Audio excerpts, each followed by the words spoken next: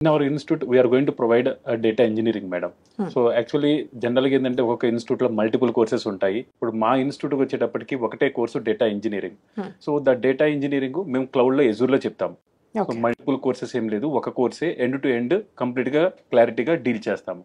Okay, so what is data engineering అండి? So data engineering అంటే జనరల్గా మనకి రియల్ టైంలో కానీ ఎక్కడైనా సరే డేటా జనరేట్ అవుతుంది.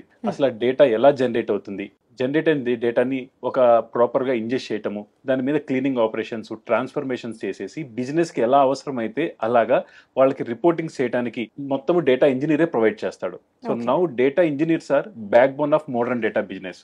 ఓకే, సో ఏదైనా అంటే let it be any social media, వాళ్ళకి బ్యాకప్ అనేది చాలా అవసరం. అవును.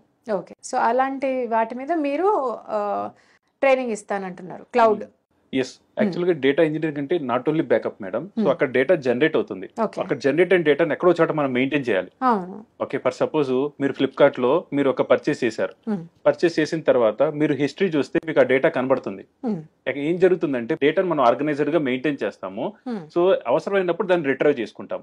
ఓకే, సో ఈ డేటా ఇంజనీర్ రెస్పాన్సిబిలిటీ వచ్చేటప్పటికి ఆ డేటాని ఇంజెస్ట్ చేయటము, ఆర్గనైజ్డ్ చేయటము, ఎవరికి అవసరమైతే వాళ్ళకి ఇవ్వటం. ఇప్పుడు బిజినెస్ ఉంది, ఫర్ సపోజ్ కన్సిడర్ డిమార్ట్ తీసుకోండి. అక్కడ కస్టమర్స్ ట్రాన్సాక్షన్స్ చేస్తారు. డిమార్ట్ హై లెవెల్ పర్సన్ ఉన్నారు.